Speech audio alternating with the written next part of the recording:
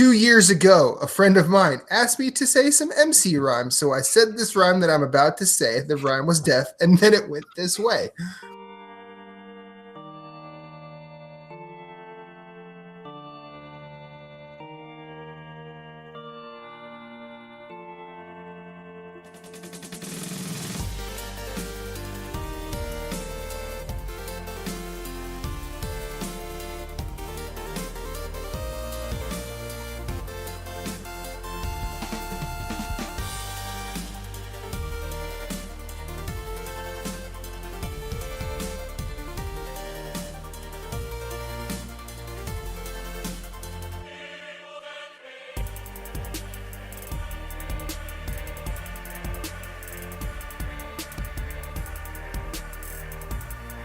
Welcome to Nerds Gone Rogue, episode 133. My name is Matthew Keel. I'm at Infinite_Rewind on every social media platform in this known universe. Alongside me are my bros, Corey at CoreyinHD713 on Twitter. And CoreyinHD everywhere else. How are you? You got it right this time, man. I'm proud of you. I'm learning. Progress. I'm proud of you. You think you've read it down by now? I know. I didn't. You know, I just remembered part of me use my mind. Every week, I think about writing stuff down for Matt to say, and then I'm like, nah, just go. He's just gonna hold it up in front of his little camera, and then I'll be like Ron Burgundy, just reading it. Improv is better, anyways. This is true. It's like a Curb Your Enthusiasm episode. To answer your question, Matt, I'm okay. I'm a little sore, but I'm all right. I'm good. All right. Well, I'm glad you're okay. I'm glad you're still with us. Yeah, me too. Svhenn everywhere. How are you, sir? Doing good, man. And some of you have heard another voice already. That's Captain Canada, Matt Phillips. How are you, sir? Very good. Finished a game the other day for the first time in a while. So cool. What'd you finish? Evil Within 2. Nice. Yeah. It was really good. It? Loved it. It'll be on my top 10 of the generation. Really? Well, then that just segues right into what are we playing? What else you playing, Phillips? Right now, when I don't know what I want to play, I have like a certain amount of titles that I'm just regularly playing. So currently it would be Hitman 2, which is really good.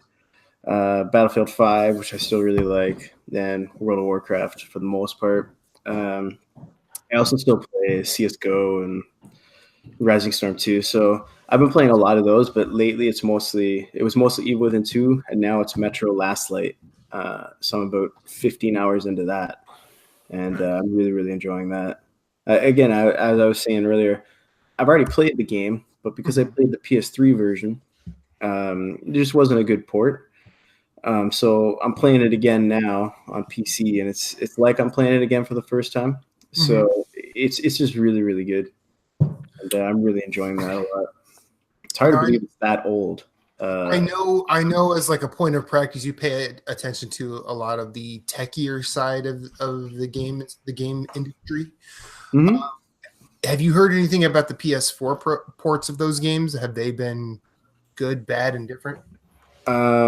If you watch the Digital Foundry, Digital Foundry is the easiest, most Cole's Notes version of the performance metrics. So the PS4 version, base PS4, isn't that great, but it's worth playing. For me, I think shooters deserve to be 60 FPS. That's just my preference. So all the consoles target 30. The Pro and the X do a decent job of it. The base, actually, believe it or not, the console that has the best frame rate is the base Xbox One. Really? It's because it has such a comparatively low resolution, so it's able to just keep its target frame rate without like trashing it. It doesn't look great compared to the other versions, but it's still the same game. The base PS4 is the worst version though in terms of performance overall, unfortunately. That'll just, I mean, maybe at some point Chris Hart will just be mad at me for having another shooter platinum that he doesn't have. Thank you, Counter-Strike Go. That's impossible. I platinumed it on PS4 or on PS3. Actually, I platinumed it on PS3. I know. It's still a really good game. I think it's because nobody plays it on PS3 or Well, nobody plays that game on consoles in general. That's possible. Well, it's like when I saw the console version of Team Fortress 2, and if you were to look at that compared to what the PC version is, it's like a different game because they just stopped updating that version. Yeah, And, it's they put it out in the orange box, and they just stopped updating it. And Team Fortress, I still play that game. It's still really good. Mhm. But I never played the console version of CS:GO though, so I can't comment on that one. I mean, I'll be honest. I thought it was fine, but I don't have the insight that you would. So, like, it was I've all been right. playing- I had a good time with it. Like I've been playing Counter-Strike since it was a mod for Half-Life, so that would have been. I'm dating myself, but high school for me. And so I love Half-Life. Sorry, Counter-Strike, but I did not play it with the PS3 version. But also, Half-Life, a pretty lovable franchise, right? Oh yeah, that's Half-Life 2 is probably might be my favorite game. I don't know. Okay, I'd have to. It's in the top 5 sure, of all time. sure. Corey, Yeah, you said that you're finally playing a game. I am. So for our Nintendo channel, Nintendo Power Block, we are starting a new retro game show every week where there's a lot of NES and SNES games that I just missed because I had a Genesis growing up and not an SNES. And basically the only 2 SNES games I played when I went over to my friend's house were Mario Kart and Turtles in Time. Sorry, I'm sorry. I'm not laughing at you. I just saw Deshaun's I was waiting for you. comment in the chat. Why? What do you say? Y'all look like a 4-pack of powdered donuts from 7-Eleven. It's because we're white. He's not wrong. No. True. Fair. Fair. We're white. We might taste good, but we're also kind of a mess. Yeah, it's perfect. Probably stale too. Yeah, no, fair. Yeah, We've been sitting here long enough. very nice, Deshaun. Oh man.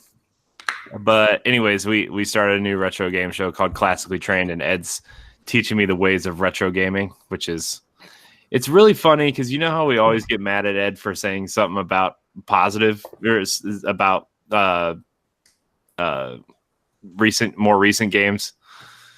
Well, let's just say wait. He says positive things. no. I didn't mean positive. I meant more recent. I don't know. Look, my head. Look, my head hurts. Okay, That's fair. No, I'm not like. It's fine. Today was a rough day. Okay, It's fair. No, it's fair. Totally fine. I meant you know how Ed says things about more recent games that are sometimes questionable, and we question him on his questionable thoughts. Well, there's one area that Ed is really, really knowledgeable at, and that's NES and SNES games. Okay. And that is a place that I am severely lacking in my gaming history because if it wasn't Mario or Ninja Turtles, I wasn't playing it. True. You never played Mad Max on NES? No, sorry. Oh man, you're missing out. I know. You know what I did play though? Bart versus the World. Yeah. That game was real bad. Yeah, Especially the skateboarding section across the Great Wall of China. That was real bad. It was bad. Yeah, but see, when we were kids and you had a game like that and it was bad, you were kind of stuck. I know. We had to play. Tell you what, had to though, play it. Tell you what though, I could play the crap out of trivia for The Simpsons like season 1 through 3 because that's what was on that cartridge. Yeah. So never watched an episode, but I can play some mean Simpsons trivia. You've never seen Simpsons? No, I've never watched Simpsons. It's all right. A couple years ago. Hey, Captain Cannon, it's okay. That's not even the worst thing I've never watched. So Yeah, it's true. Just buckle up. Buckle up for a good ride. but I started playing A Link to the Past real seriously for the first time. Okay. And I'm not great at 2D games like that. And it's real funny when Ed gets mad at you for doing something wrong. So you're like streaming it and he's watching you? Yeah, well, what we're doing is we're using Skype and screen share. So he's watching me play Okay. while I'm playing. And there's a little bit there's like a just enough of a delay to where he'll be yelling at me for doing something when I'm already past it and doing something else. It gets real funny. So I've been playing that. We've been playing that, and it was a good ass video game. Let me tell you what. I mean, I knew it was. Some might say one of the best. Yeah, some might say that. Mm-hmm. So I've been playing that. I played about 3 hours of Anthem this weekend. Nice. It's And you're fun. liking it, right? What? Are you liking it? I'm liking it, but I'm not Okay. liking what Phillips brought up to me in a chat this week about like people kind of saying. Did you see? And further to that, sorry to interrupt. Did you see that people have already figured out how to hack the loot system? Yeah, Jesus. yeah. So you don't even have to do the raid strike equivalent Yeah, of the forts. And so yeah, like the loot economy is completely broken already. yeah. This game seems like. Don't get me wrong. I've played through a lot of the campaign already, and I like what I'm playing. But like, look, if you're looking for that Destiny replacement, This ain't it. this is not going to be it. I think it could be. It has the potential. It could be eventually, but right now, 6 months to a year, you don't know where it's going to be at. yeah, I think you kind of have to look at Anthem the way it is right now, the way Destiny was received on launch. that's fair because I dropped off Destiny pretty quick until House of Wolves, I think. Well, because people have burned. I was in a couple Discord channels, and people had. So it came out on PC on Friday, and I think on Xbox as well. Yeah, With the early access, and on Saturday, people had already burned through all the missions. And I'm not talking about people who stayed up all night. Just like they were saying, we're already completely out of missions, and all that's left now is the free play. it was like 10 to or, 12 hours. People were already burnt through the missions, and they weren't even max level yet. And like, Yeah, no, and there's no more missions. And Yeah. so they were like, what am I supposed to do now? So I've played about 5-6 hours, and I like it. I picked the Ranger, and it's super fun to play. So it the way I feels feel about it is better kind of than the demo, by the way. the beta was terrible. Yeah. It was a terrible first impression. It plays great. It's just not currently very deep. Like it's fairly shallow, especially for a BioWare game. Yeah. So again, I love BioWare. I'm not shitting on the game. I've been a huge fan since Baldur's Gate 1. So I want it to be awesome. It's just the way it is right now, it needs a lot of work. PC Gamer have been really kind of critical towards it. Yeah.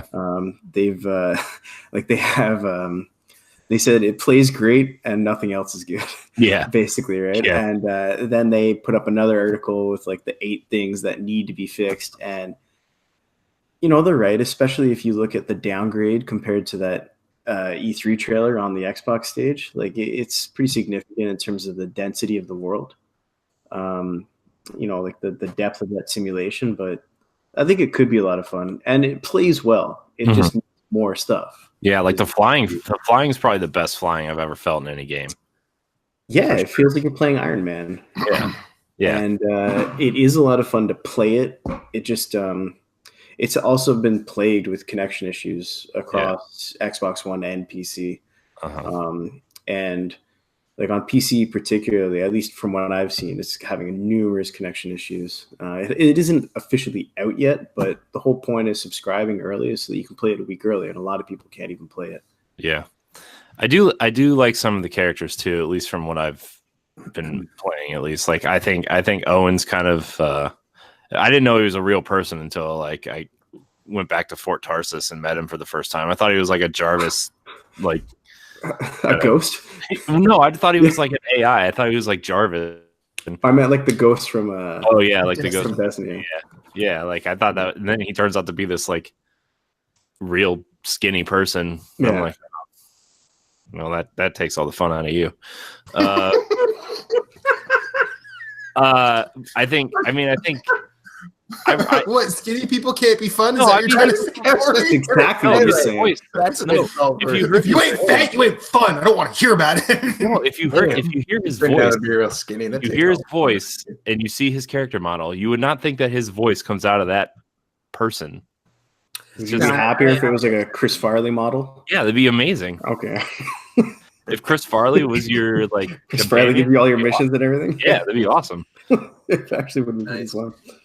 God, Instead, you got David Spade.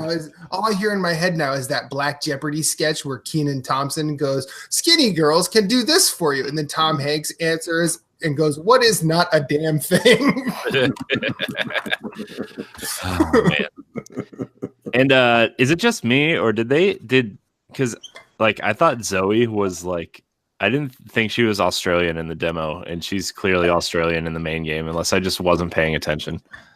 I did not pay that much attention to Zoe's accent, but I swear to God, she was just a normal American person or Canadian or wherever BioWare's it's voice possible. come from. Maybe they had a placeholder. Yeah. Well, Yeah. this BioWare is this is the Canadian BioWare. Yeah. Well, they're all Canadian, but this is the BioWare proper, so the West Coast one who made this one. Yeah, but I too chose the Ranger. I've also played around with the Colossus. Those are, I like those two a lot. I haven't really played around with the Storm a lot yet, and I can already tell the Interceptor is if I tried that, I would die within seconds. So Oh yeah. Well, see, the Storm is kind of like the caster archetype. If you were to play like a caster role in a MMO or something like that. So I wanted the Ranger or Colossus or Thick Boy, as he is affectionately referred to. True, two C's. Yeah. THICCBOI. Yes. They all have a high skill. Now we should all We play got to get Anthem, shirts. and we should we start a clan, the Thick, Boys. Yeah. Yeah, but you could only run Colossus in this clan. No, Colossus or GTFO. Well, that's like the Conan MMO where it has the dick slider, and someone made a guild for all guys with little dicks. Conan Exile, I think it is. Yeah, that's Yeah. They called it the Itty Bitty Dicky Committee. Man, good time. The game is good. It just needs a lot of work. That's Look, they already have. I mean, I'm sure there's going to be some sort of patch on real day one to fix some things. They've already laid out a roadmap for the next couple months, so we'll see. Well, there's nothing wrong with that. Like, I mean, I've been playing Battlefield since launch and really enjoying it. And that game was plagued with like a lot of criticisms about not enough content. I'm going to leave out the kind of political arguments people were having with it. But in terms of the game itself, like people were saying, it doesn't have enough content. It still doesn't have the Battle Royale mode, but I still really like it. And it doesn't change the fact that I still enjoy playing it. So while I might feel like I'm being harsh on Anthem, I want it to be really good. I do, because I really like BioWare, and it has the groundwork to be a really fun game, in my opinion. It feels very early for a full retail, because people are paying $60 for this. So in my opinion, it feels very shallow for that price tag. So, I have to kind of judge it based on that. Like, I think it needs more than what it has. But it will have that. But maybe, if that's a game you're interested in, maybe don't jump in now. Maybe wait for a couple updates. And that'd probably be the best first impression of that game. Yeah. Like, I know March has their Act 1, whatever their Act 1 is supposed to be. So it's like 3 separate chapters of Act 1. It's like the first free DLC drop, and then at the end is the first Cataclysm Storm. So something I didn't look, is all the DLC free? All the content DLC? Yeah, for the first year, everything is free. They said. So I'm sure next year they'll have like a paid expansion, but they said all story DLC is going to be free.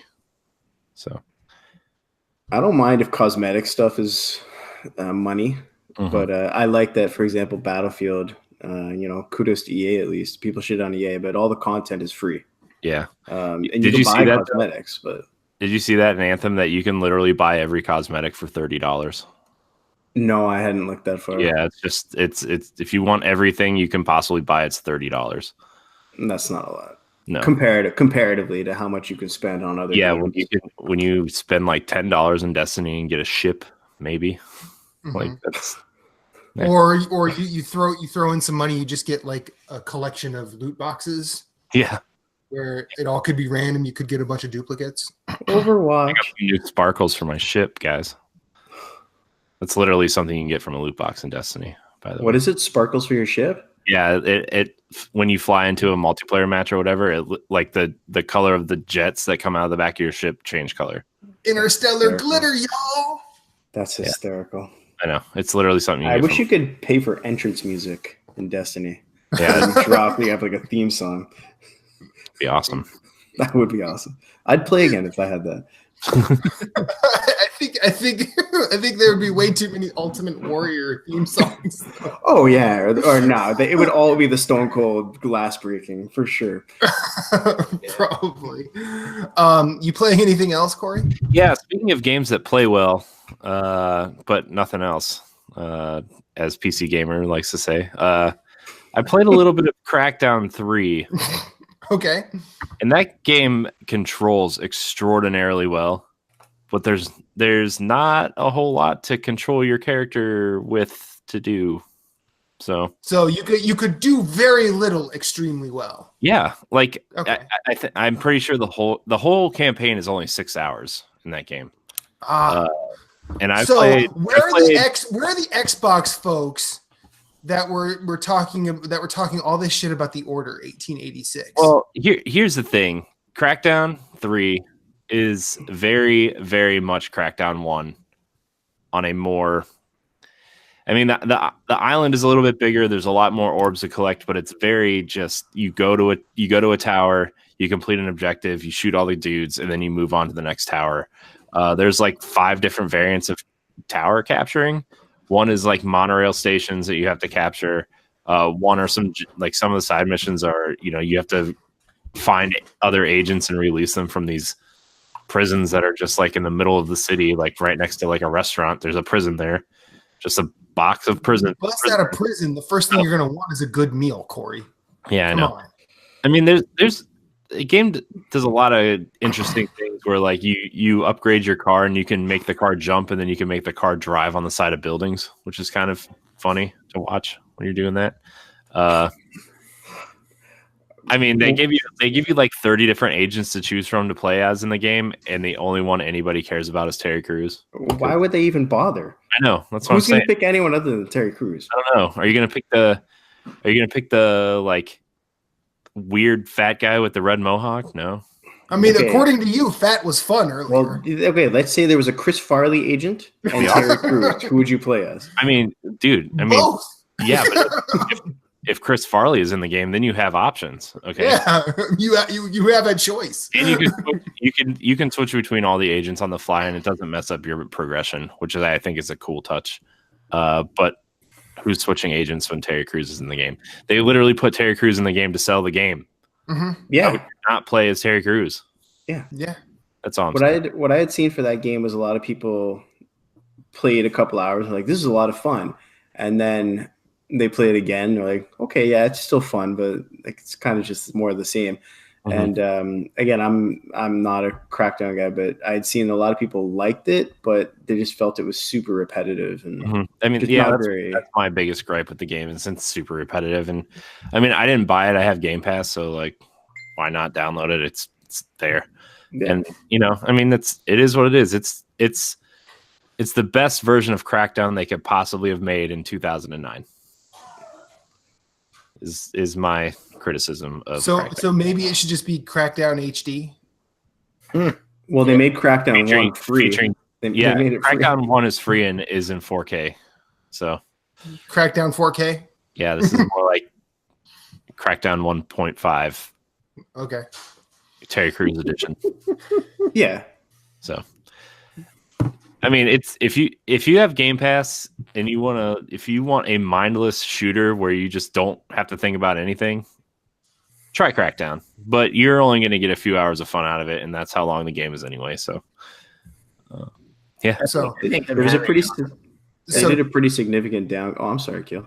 Game Pass is $10 a month. Yeah, and there's a 14-day free trial. So $10 gets you Crackdown 3, and you can beat it before the month's out. Yeah.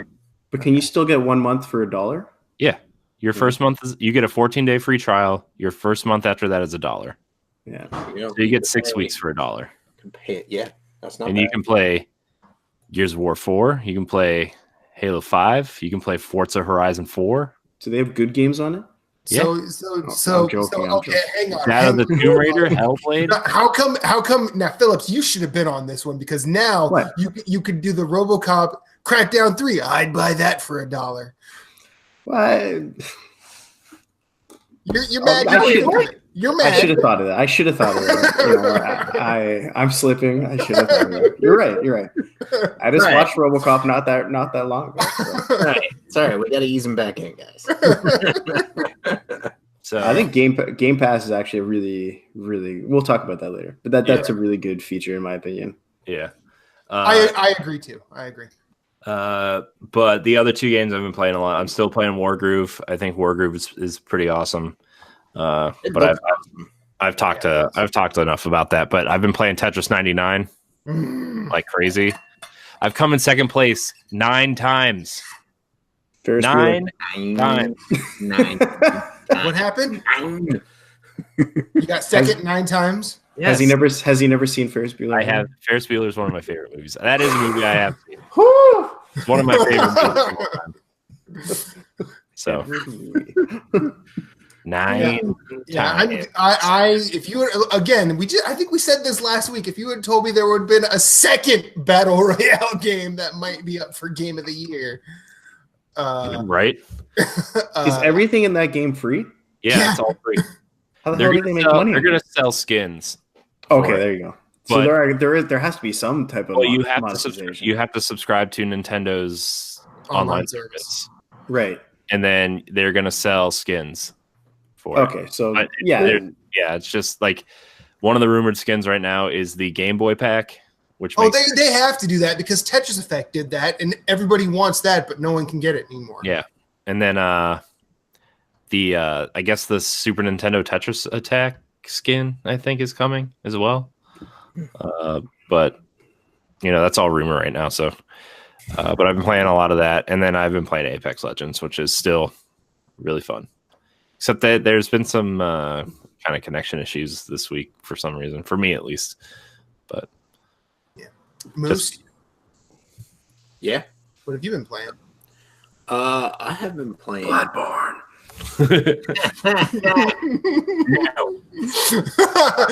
it's either Bloodborne or FarCry. It is FarCry.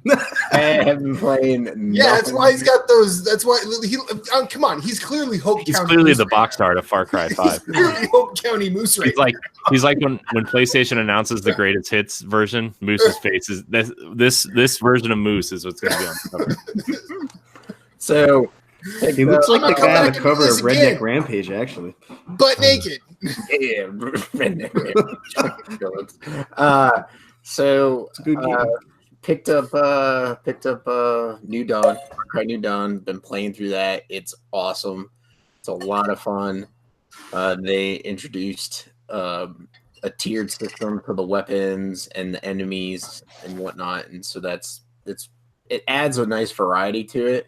And granted, the game's like $39.99, so there's not a lot of side missions. There's not a lot of main missions because it's supposed to be a smaller price point, so a smaller game. But they added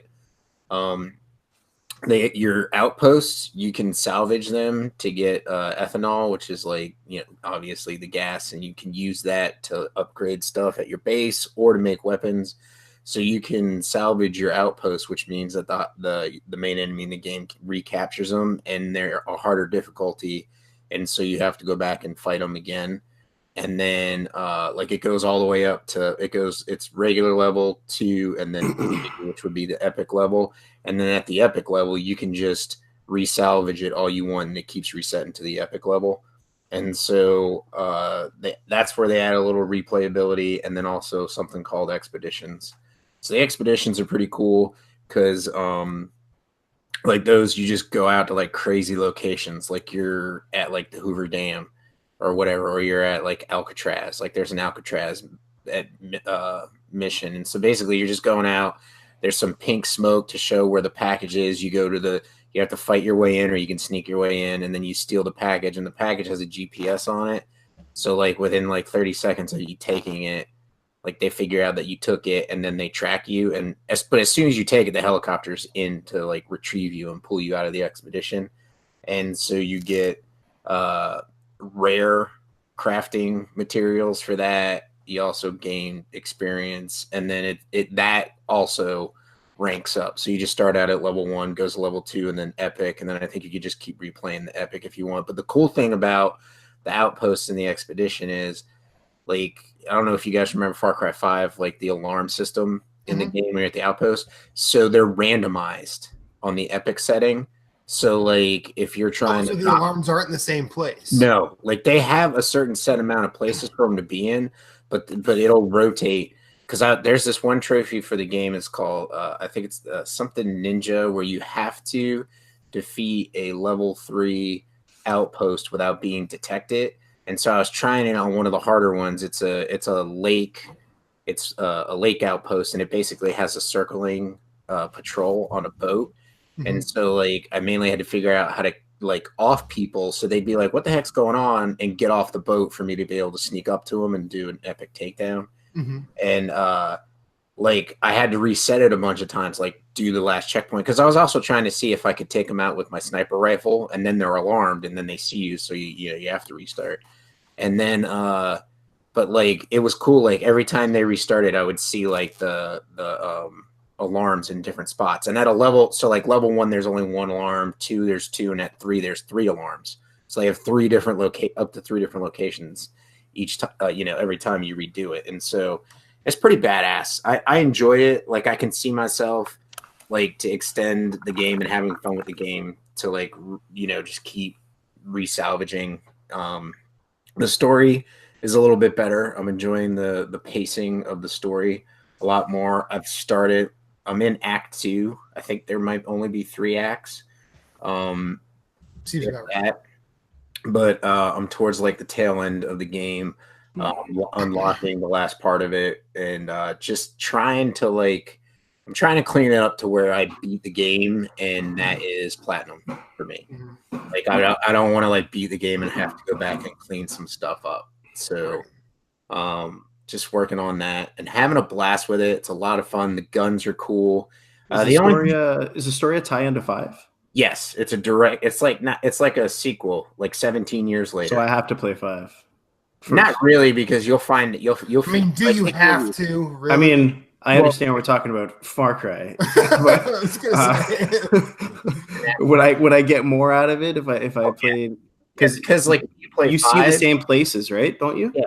So you see the same places, you see the same characters, and like you'll see like subtle touches to like 5, and you're like, oh, that's awesome. Like one of your first hired hands is directly related to characters from 5. I know that. Yeah, like a bunch of them are directly. And then like you have to get specialists for your base to level it up, and a lot of the specialists are characters from the first game. And then like you can continue their story. So like at the end of 5, something happens, and you're like, oh, well, what happens to these characters? And so you get to see what's happened 17 years later and what's going on. So it's pretty cool. Like you don't necessarily have to play 5 to like understand the story and enjoy New Dawn, but it's beneficial to you. Kind of like what you told me to do with Nathan Drake collection, instead of just jumping into 4. Like I played that and then jumped into 4 and enjoyed 4. I could tell like after playing it for like 4 hours, I was like, I'm enjoying like the quips, like like the interactions, and all that the little stuff. nods to it and stuff. So I feel like this would be the same way. And then like people have like a backstory, so like there's stuff that happens in between 5 and New Dawn, and you're like, oh, like that's cool. Like that character, went off and had a girlfriend and had a baby or some shit like that. Like it's pretty interesting. So it's funny. It's crazy as far as like hectic. They also added something cool like supply drops So like you'll just be running around, and it'll be like a supply drop, detect it, and like a plane will fly by and a box will drop down, and you can go get the loot from it. But then like highwaymen come and try and take it too. And then there's obviously like hunting. So like they kind of scaled back like what you need to do as far as that, because like the fishing was a crazy in 5, and so was the hunting. It was ridiculous. But you only need like one skin of every creature in New Dawn, and it's cool because it tracks because it's part of your challenge list. Mhm. And then same with the fish. But like the fish, as soon as you pick the fishing perk in New Dawn, you get the fishing rod, and so you just fish with that rod. There's no need to like worry about working to upgrade Up the your rod rod from or like anything level like that. 1 to 4, and then getting lures and trying to figure out which lures are working with which fish. But I love fishing games, so you're really selling me on it right now. the fishing in FarCry 5. No, I'm not joking, man. I know you're not. I know you're not. But your love face, fishing. though. I love fishing games, man. Captain Candy, here's the thing. Like both Jeff and I have played Final Fantasy 15, and so is Jason. And we like Jeff and I in particular. I don't remember what Jason's feelings are on it, so he might not have voiced them. But we hated the fishing in that game. But the fishing in Far Cry 5 is so much better. It's so much more enjoyable. I haven't tried it. You're selling me on it, man, because I've been playing World of Warcraft since 2004, and nothing but well, not nothing but fishing, but I do fish a lot. You can get like an epic fishing rod, and they hold weekly tournaments and everything. And I killed the Lich King with a fishing rod. Goddamn right I did. Hope so. So, and I play this ice fishing game on Steam all the time. I love it. So it's just a nice thing to do when you want to relax. Yeah. Do you know what I mean? And so it sounds so stupid, but the fact that you're talking about the fishing in this makes me want to play it. It went from I'm going to play it to I need to play it. Yeah, like 5's cool because like it's like we were saying, it's got a tiered system for the fishing rods. So like you can follow it in game if you want, or you can look it up just to figure out how to get, because you could do that mission without following the main mission. Yeah, and then it's a side mission, and then like you'll get a tier 2, and then you got to do something else to get a tier 3, and then I think after you catch all the fish, you get the best rod, and then that's your reward, that in the silver trophy. But it's a lot of fun, and the cool thing is like it also gives you money, like because you just sell the fish, and you can make like an insane amount of money to just buy like whatever the hell you want. So, I'm excited. Yeah, I'm excited. I was really good. Now the only difference between 4 and 5 is there's freaking like fish that want to 4 and 5, or I mean New Dawn and 5. Sorry. Okay. Is the fish? So like there's like these demon fish, or what they call it, and they'll come after you if you're swimming in the water. Like I was swimming in the water to get out to a lake outpost, so I was trying to get an island like on my side of the outpost so I could like figure things out, and I was getting munched on by these fish all the way out to the. So it's like an episode of River Monsters. Yeah, pretty much. And so I'm just like popping the med pack and making med packs while I'm swimming. I finally got to shore after like 3 or 4 med packs, and I just like, what the hell is that? Shore Far Cry 5 New Dawn. You just see like one of their feet is missing. Yeah. Just wrap a bandage around it and you're good. But so like and they add it to the tier system. So Infinite, if you're gonna try and platinum it, I highly recommend scaling back. So they have there's 15 there's 25 perks, and then they add a 5th row to be 30 once you get into the second chapter. Right. And so you have to unlock the first level of every perk to get a trophy. And there are certain perks that you can limitlessly dump perk points into. Like I leveled up the light ammo to get like sniper rifle rounds and submachine gun and assault rifle rounds like 9 times. You can carry up to like, however many. It's like 4 points each usually, but like you can dump it into your med kits and carry like 10 med packs if you want to. I might get that one. I might get that one on PS4 because the Steam version doesn't have achievements. You can't. No, you gotta get it on PS4. Yeah. Well, just let me finish. So the Steam version does it. UB did put them on Steam, including New Dawn, but maybe they're trying to push you over to the Uplay store because they don't have achievements. So, yeah. But if you get it from the Epic store, there's achievements. No, I'm kidding. There is none. I'm kidding. Don't bring it. Anyways, so it's a lot of fun. I'm having a blast with it. And then I've been mostly playing that, and then I dabbled a little bit in Daemon X Machina. Oh, thank God for bringing this up. Oh.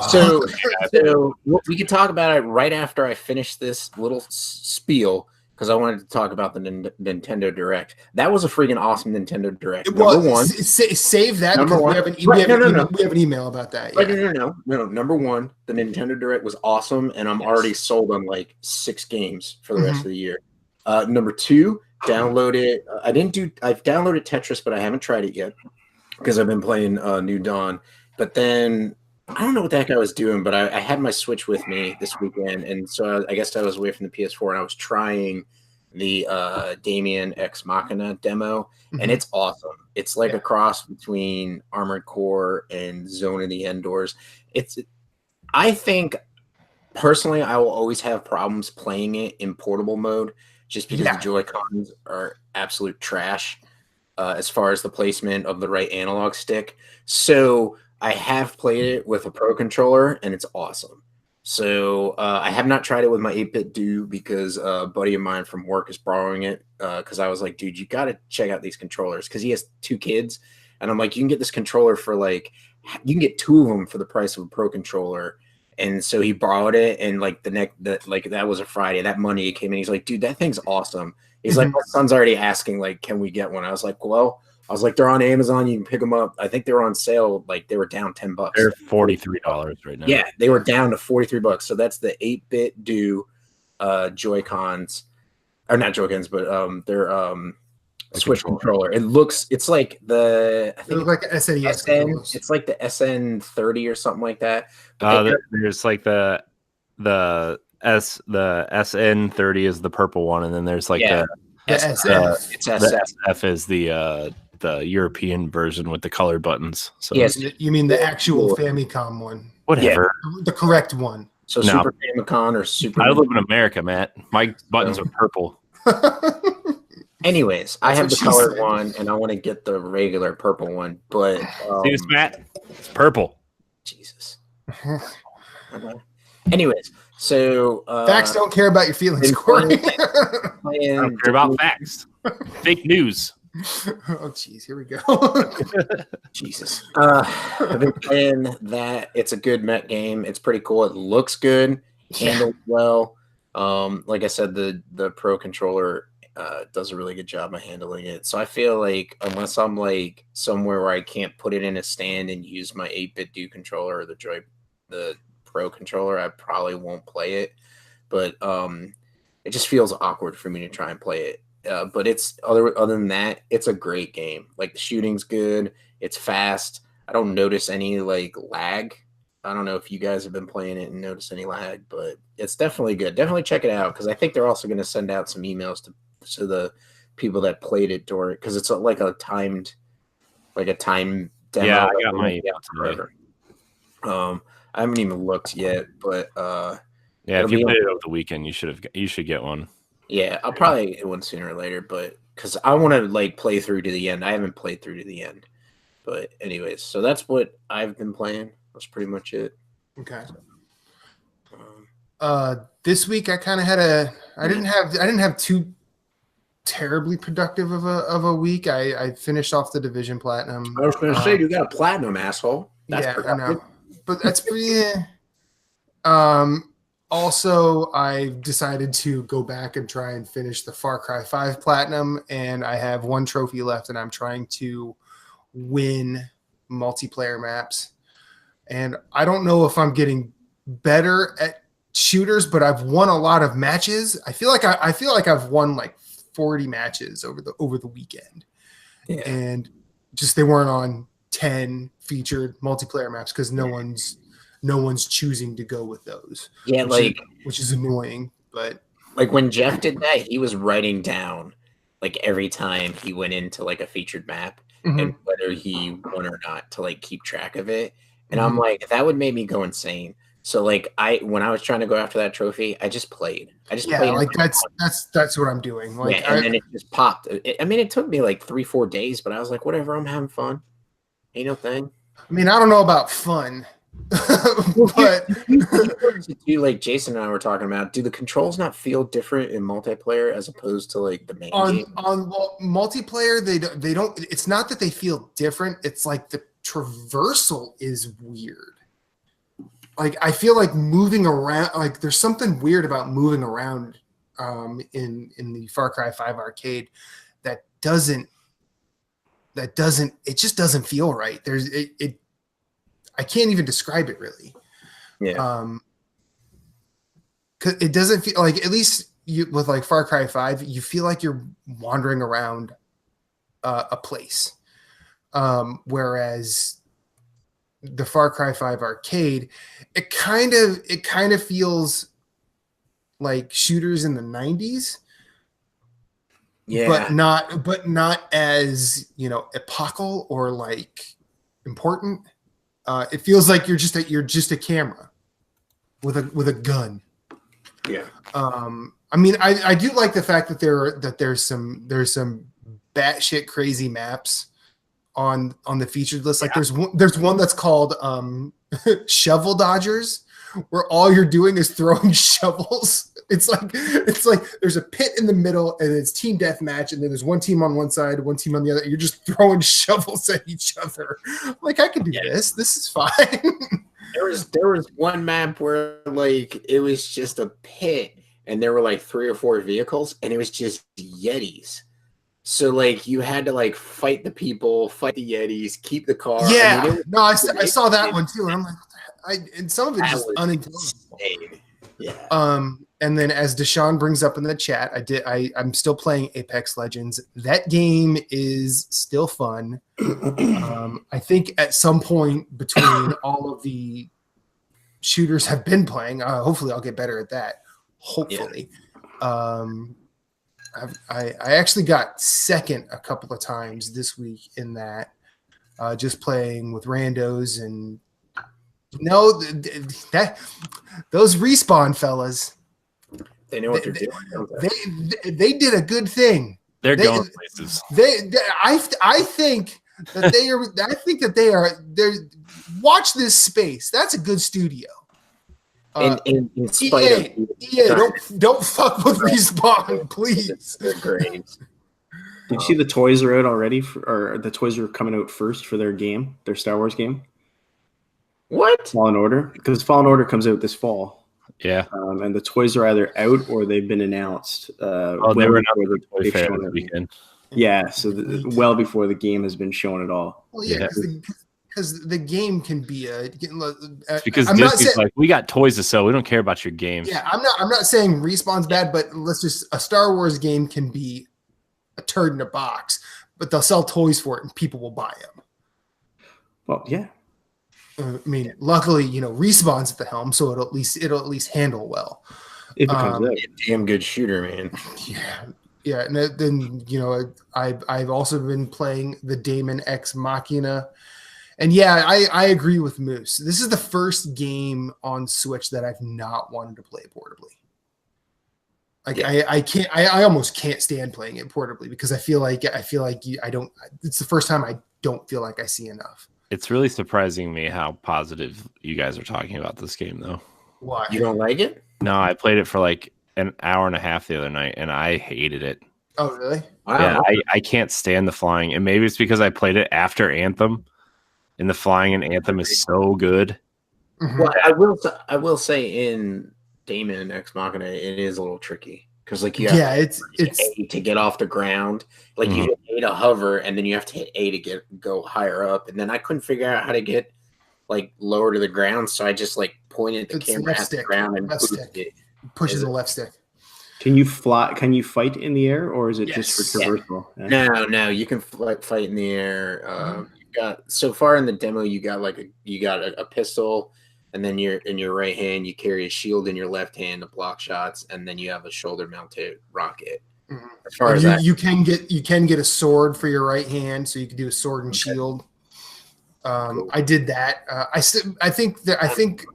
actually to the point where I'm like, I'm gonna buy this game when it comes out, and probably dig more into it because I feel like there's a lot of stuff that's present in the demo that I just haven't. I either haven't seen or it doesn't really make you aware of it. Especially in terms of like fighting other mechs that aren't like the little grunts. Because there's a couple of named mechs that show up and they're just dicks to deal with. They're really hard. But I'm more interested in playing that like when it comes out this summer. So and then Tetris 99, man. Tetris 99. And I remember shortly after Tetris Effect came out last year, there was someone saying, what if I went back in time and told my 8-year-old self, like, if he asked me, so what's the best game in 2018? And I said, Tetris. Now you're gonna say, what's the best game in 2019? Tetris. And when I was like, yes, the Nintendo Direct the Nintendo Direct was fucking weird because it was so cool. Like it wasn't like that E3 presentation where they had all the puppets where I'm sitting there going, I just want more puppets. Like they actually brought games. And then when I saw this, I'm like, Tetris Battle Royale. Okay, whatever. And then they said it was free. I'm like, okay, well, I have to try it. And then I'm like, fuck yeah, like Nintendo did it. They did a weird Battle Royale thing. And sure did. As dumb as it sounds, play it. And I think it was Gita Jackson on Twitter. She said, I like the fact that there's been this unknowing underbelly of Tetris players that have been practicing for this week. She's like, I'm glad seeing high level Tetris streamers just get stomped in Tetris 99 by people named Eileen or Love My Kids or like it's clearly like moms that have been playing Tetris on their phones for the past 30 years. I read that. That was funny. It's like we had that story a few weeks ago about the grandmother who's been playing Animal Crossing every day. Mm-hmm. Yeah, for like 18 years. It's like, what if that person was playing Tetris every day and then all of a sudden they're just like, oh, I just keep winning these Tetris 99 games. Yeah. But yeah. Tetris 99. Tetris 99 is real good. Okay, so that's all I've been playing. I did play some Hong Kong Massacre because, spoiler alert, that game's fucking awesome. Mm-hmm. Spoilers. You should play it. It's real good. Phillips, you should play it. You like Hotline Miami. I love Hotline Miami. You should play Hong Kong Massacre. It's real good. What's the name? All right, you guys do your thing. I'm gonna look up the name of the other one I have that's like Hotline Miami. Can't remember it. Hong Kong Massacre? Showdown Hawaii Shakedown Hawaii. That's more like GTA. No, that's more Retro City Rampage. It might be that one. It was in a Humble Bundle. I can't remember. Now that's not out yet. The shit. Oh, there's one that's out already. That's been out for a little bit. But Hotline Miami was amazing. I remember when I first played that. I played it. I played it on Vita. You like John Woo movies, right? Yeah. So like The Killer and Hard Boiled? Yes, sir. I also like John Woo movies. I don't know who John Woo is. So when I played Hotline Miami the first time, I hated it. I played a level, deleted it from the Vita. Then I kept hearing how good it is. So I was like, all right, I'll give it another shot. And I had to put a little more time into it, but I loved it. And 2 I found was pretty punishing. Yeah. Especially the ones where you have to control 2 characters at once. Mm-hmm. Like that was a hard game for me anyways. I'm not particularly great at video games. I mean, so I had to work at Hotline Miami but I enjoyed the grind of it. I didn't, it's so fast, the reload, that it didn't bother me having to redo those levels. 2 was pretty punishing for me. Those levels because there's guys killing you from off screen, and you have no way of knowing like where they are. So that was the frustrating part for me. How is this one in terms of difficulty compared? I feel like it's probably closer to Hotline Miami 1 than Hotline Miami 2. I think they get the balance right where no one really shoots at you until they're on screen. And that was sort of the smart thing about 1. Like it was that Sergio Leone composition of a scene. Like you don't really see it unless it's on camera. Right. And I like that. And I mean, walking into a stage in 2 and just all of a sudden dying from a bullet that you don't know where it came from, unless you like forensically look at your corpse and say like, oh, it had to come from there. But wait, so, it was frustrating. It was super like game design and whatever eventually goes out the door because it's just like, nah, that's just mean. And yeah, there's at least with, and I think sometimes you can get shot off screen in Hong Kong Massacre, but there's also indicators as to where enemies are. Like there's red arrows that show up and say, hey, there's one really close to this screen border. Okay. Rather than it's not like there's radars.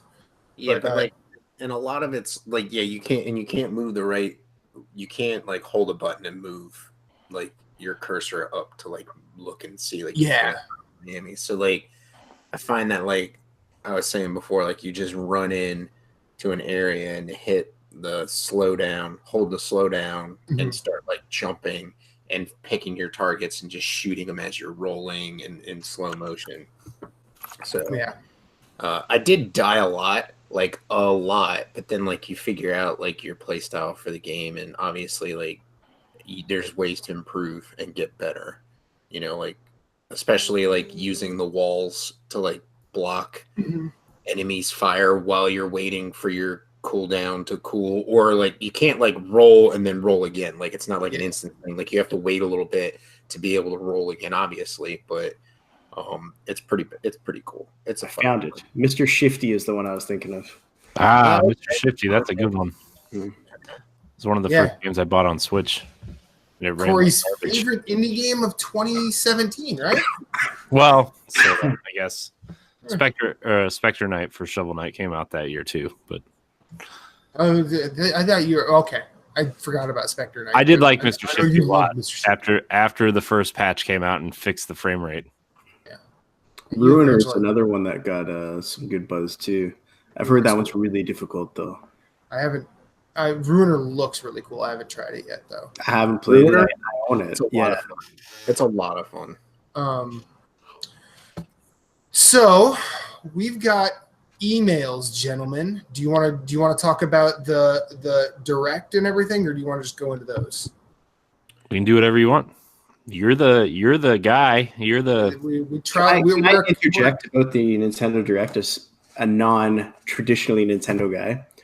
I feel that they spend a lot of time on certain titles and completely gloss over others. So they spend a ton of time on not Dragon Quest. Well, Dragon Quest, but the other one after that, the 3 Heroes or 3 Kingdoms. Fire Emblems. Like they'll spend a ton of time on that, and then Tetris, for example, they just announce it and they're on to something else. Yep. I feel that like they could do better with a balance of, you know, they show a cool game like a Tetris Battle Royale exclusive to the Switch, and they announce it for a second, and that's it. Well, as someone who does keep up with all the Nintendo stuff, like they did say this Direct was going to focus a lot on Fire Emblem because A, it's one of their next big games coming out, and B, like we haven't hardly seen any of this game, and it was announced when the Switch came out. And everybody's been asking about it. So wasn't the Dragon Quest 11 port announced like before Switch even came out? I think it was still it was the first. It was like one of the first third-party games announced for Switch was Dragon Quest. So, and then, but see, it was also like I think they were just the localization was announced for Switch, right? Because it was already out, wasn't it? I think no, because it came out last year. Oh, okay. Right? Dragon Quest 11 came out last year for PlayStation. Fuck, I don't know. I think it came out in 2017 in Japan, and then it got localized and brought here for PlayStation, and now it's coming to Switch. I like that they've added stuff for the Switch version. Yeah, like words to the already long name of the game. Yeah. Well, they've added stuff in the game. I feel that, if there's going to be a port that long after the game's already been out, that seems decent that they're at least adding something to it. They're like the Mass Effect loyalty missions, because it's focusing on side quests for each of the party members. Those are really, really good, though. I know. If you like Mass Effect, those loyalty missions are so awesome. Yeah, they were. They were good. Especially the old guy that lived in the basement of So Phillips and I have gone back, and we'll go into this direct then, because Phillips and I have gone back and forth on Mario Maker. Oh, Jesus. Moose is like, I'm gonna sit back for a little bit. Look, what I said. bought a Switch. So What? I said, I'm pretty sure this is why you bought a Switch. Was for Mario Yeah, Maker. you're just waiting for it. No, this isn't That why little- I bought a Switch. that little flag. I bought a Switch because there was cool shit coming out on And it. he could buy Binding of Isaac and Super Meat Boy again. I mean, Yeah. What Keel is referencing is that I said I don't think it's fair that Nintendo has found a way to charge $60 for a level editor and make people think that's a great idea. Now, I'm not criticizing the quality of the editor, but that's what it is. but also that's I can't really articulate this through Facebook Messenger because text doesn't really do the justice. It's called emojis, Matt. Use them. No, because I just get stuck on the eggplant one because penises are funny. But Does Mario Maker 2 make your dick hard? Is that why you're using the eggplant emoji when you're talking about it? Matt's a medical professional. Please use medical. Does it make your penis erect when you talk about Mario Maker 2? He said use medical terms. I'm not on trial here. No, you are. I mean, he's I always say from the waist down. Sure. No, Look at every other game that comes with a level editor like this. Okay. See now, if you say that, you're correct. If you say that, you're correct. Plus the editor. If you say that, you're correct. However, the difference here is, like with other games that use a level editor, there's not really a good. You made the statement that's probably more correct than I want it to be. That like curation is really important. Yes, and that's fine. But here's the thing: it's the level editor of Mario Maker isn't the game. No, it's not. So what I'm saying is typically okay, but they're charging a full price for it. Yes. Yeah, but it comes with 100 pre-made levels, I think. Yeah. So all I was saying was so that's already more than most platformers have. Something that usually comes with a title for free. The level editor. So all I felt was that it could come with a 2D Mario game. So what's wrong with Nintendo including a new Mario game and it comes with the level editor? I think because the focus, you're probably going to prove me wrong, but if you look at a lot of games that come with a level editor, it's almost like it's never on par. It's rarely on par with like the quality of the actual game. It's like, here's a level editor. Have you seen the Doom one? No, I haven't seen. I said you were going to prove me wrong, but I'm just saying. But see, also one does not mean it's common. No, but it's not about proving you wrong. It's that like this is user created content, which is what it is. And again, the editor itself is great. I'm not downplaying that. I'm saying the tools to create user created content is usually not locked behind a paywall the way Nintendo does it. That's all I'm saying. So I feel it's interesting that Nintendo has found a way to release this as a full title in their, yearly release schedule. And it's just they get away with it. And I just feel like that's what they're selling. It's a level editor. Yes. Not like no. Like they're not like they're putting the time and the effort into making sure that the level editor is up to their standards instead of being like, well, here is our game, here's our new Super Mario game, and then here's a level editor, and we've tested some things on it, like where they've actually put this through the paces, and like pretty much any level you make is going to be really awesome. And I'm sure that there are plenty of level editor games out there that can fit that bill too, that come with an actual game with it. But I personally, I don't agree. Like I don't think it should be $60, but that's what they're going to charge. That's my issue, the price of it. Mostly. Like if they came down a little bit or whatever, or because what they could do is they could come down on the price with a kind of like a gateway drug price and be like, okay, well, it's $39.99, but then you can buy like, here's a $5 pack for the Super Mario Brothers levels. Here's a $5 pack for Super Mario Brothers 2 and 3 and Super Mario World. And you know what they could have done too is just like, but they already include all of that. Yes, I understand that, but you're just playing the levels. It's not like you're playing the game, right? Like it doesn't include like Super Mario Brothers in it. It's just the levels, right? Yes. Well, it's the assets and the physics. Yeah, right. Exactly. Okay. Yeah. So you're not technically getting those games inside of it. You're just getting the assets and the physics of those games. Yes. So you're saying like including the ability to buy the games and play them? Like maybe he's saying that you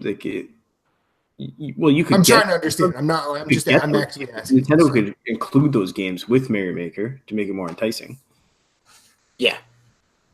But that'll just here's the thing. That'll just give you another thing to bitch about, because you're gonna be like, oh, you're gonna make us pay for Super Mario Brothers again?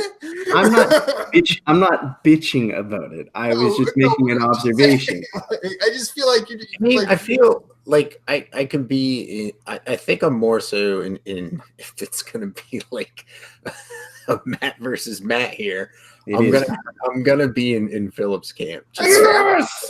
Like it was really I'm really excited with you Maker 2. No, you won't. You lying sack of shit. Don't you tease me. Never play Bloodborne. And I will attempt to beat you. Anyways, I feel like paying $60 for a level editor. Like, if anybody's gonna do it, I think Nintendo could pull it off. Hence why they made Super Mario Maker and were able to sell it at $60. And hence why they're going to be able to make Super Mario Maker 2 and people are going to pay for it. But I think we're going to see, like, Nintendo hopefully comes around on the whole, like, digital sales thing. And, like, hey, let's drop the prices of our games, like, 2 to 3 years fucking after they're released, instead of them constantly being like, Breath of the Wild should not be $60 right now. It should at least, the most it should be is like $40. How much are the Wii U ports? 60? No, there's 60. Donkey Kong was 60. Donkey Kong was 60? Mm-hmm. Yeah. What about what was it? Captain Toad just came out too? Captain Toad is 40. Okay, that's not bad. So, but that game was 40 on the Wii U. So that's like they get away with it. I mean, Captain Toad is an incredible game, in my opinion. I'd rather see Captain Toad Maker. That's what I'd rather see. Well, but I think also being, I still feel like it's reductive just calling it a level editor. Well, okay, then what is it then? Hear me out. There's a lot good about this, because instead of just going, because saying it's a level editor is all you're doing is editing levels. That's all you're telling me. I mean, it's also the other what? You play it, huh? You're not just leveling. You're not just editing levels and then the level just sits there. Like, you actually play inside of it, just like you do. Yeah, but I also think, like, the way that the content is presented to the end user, even if they're not going out there looking for levels, the way that it's presented, you do that. What were they, Corey? The 10 lives challenge, the 50 lives challenge, and the 100 lives challenge. Yeah, where it would present It's almost like their live service game almost. Yeah, it would present just levels at random to you. Now you automatically the automatic response there is like, okay, so I get to play a bunch of garbage levels at random. How do I know I'm going to be able to pass all of them, if any of them? Well, that's why Nintendo implemented that you have to be able to finish your levels that you create in order to upload them. So you can't get like the Far Cry 5 arcade situation where people upload a bunch of broke ass levels that are actually unplayable. Not because they're bad or poorly designed, but because you can't actually achieve the objectives they set. Mm-hmm. And that's totally fair. Like, again, when you and I because we had a long chat about this, and I felt that you were saying that your favorite part about Mario Maker that you feel is better than other editors is that it has that kind of built-in curation for you, right? Mm-hmm. I mean, you got to remember, I'm coming from... You're coming from a PC mod community. Yeah, like, so back in the day with Doom WADs or Duke 3D levels, like, Mega WADs. You would have a lot of terrible levels that were just broken, unplayable, but there would be people who would curate a list of quality titles for you.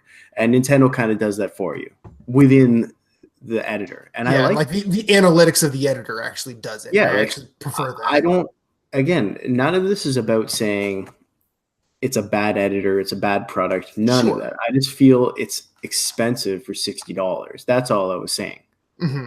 Okay, like Little Big Planet thrived on user-created content, and the ability to create that content was free, and it also came with a full game for you to play, right? Yeah, but that full game, that full game is a flighty, not so great platformer. It's mediocre at best. I don't agree. I thought that was a very fun game.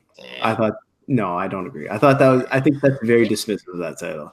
That was a fun game. Now, granted, but see, also on the hand of like the creation suite in Little Big Planet, you had to spend days with it in order to even create something serviceable. Oh, yeah, I looked at it once. I was like, "Fuck this." Yeah, I tried to create just a single level. I'm like, what the heck? This doesn't work anywhere close to how I want it. Why do I have to tie the platforms together with string and then weigh them down? So they just float away. People made in that editor when you play their levels is like, how the fuck did they do this? I mean, it's like Dreams. Like, look at Dreams coming up, right? I mean, that's insane. That game is going to be inside that level editor. You know what's insane is that Dreams has a real chance of having a higher Metacritic score than Crackdown 3. I mean, that's probably true because Crackdown 3 is sitting at what, sub 50 right now? Nobody thought that when those two games were revealed. Power of the cloud, guys. You know what, though? Kudos to Microsoft for actually not canceling Crackdown 3 and for Sony for not canceling Dreams. Speaking of Microsoft canceled games, did you see the rumor that's been popping up everywhere today about how Nintendo is buying or supposedly buying Scalebound from Microsoft and making it a Switch exclusive? I saw that, yeah. With Platinum? I don't believe that for a second. I really don't either, but... New Platinum game looks good. Astral Chain? I thought that Platinum couldn't... like when you saw... If you go back and look at how the footage of that game, when it was shown, like it was barely running. Yeah, it was an early build, but it was also on much more powerful hardware than what the Switch is. Like the scale of that game, I just feel is just... not really feasible for the Switch. I mean, the idea could probably stick, but that game, it will not be that game. No, they'd have to completely rebuild. Yeah, yeah. Why don't we get the games that are announced out first? Like, Bayonetta 3. Why don't we get that out first? Or, the wonderful 101 port that they've been wanting to do for a while. What was the new one they announced at the Astral Chain? Yeah, that game looks good. Is that an existing game looks good. IP or anything? Or nope, that's just their new game. Their new Switch exclusive. It's new and Platinum bonkersness, and I can't wait. Is it exclusive? Yep. Yeah. Nintendo's funding it and publishing it. Did they bring Nier to Xbox? Yeah. Mm-hmm. I think it was cheaper and it had all of the downloadable stuff too. It was not cheaper. It wasn't cheaper? Oh, okay. No, it's still $60. Okay. I've heard that game's awesome. I haven't played it though. It really is. Okay, so let's get to emails, gentlemen. Yeah. Oh, are we not on emails yet? No, we're not on Oh. emails yet. All right, let's get to those emails. NGRRadiopodcast@gmail.com. Nerds Gone Rogue official on Twitter, or is that Instagram? That's Instagram. Okay, Nerds Gone Rogue on Twitter. Because we And- can't use Nerds Gone Rogue on Instagram for some reason. It's probably because somebody else has it. Nope, nobody else has it. Flame jumper, no. Wait, he has it and we can't use it? Yeah, Why? I don't know. Because Instagram's dumb, just like the rest of the internet. Get to the bottom. social media. But anyway, people have emailed or reached out, and we are responding. You can do the same, and we'll do the same. Michael Staudenbacher, I think that's how you say that. If I'm butchering your last name, I apologize. Found you guys around Game of the Year discussions and have been a fan of you since. You guys have a cool vibe, and I really dig it. Now to my cue. How do you decide what games to buy, and the ones that you do buy, how do you decide between digital and physical? I love my physical games collection, but as I get older, I like the convenience of digital. Thanks, and keep up the awesome work. Thoughts? Well, on PlayStation and Xbox, I've gone completely digital.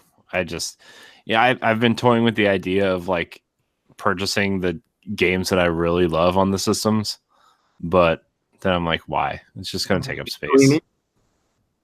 Like I purchased God of War digitally, right? Mm-hmm. And I really like that game. Maybe I would like to have a physical edition of that game sitting on my shelf. Yeah.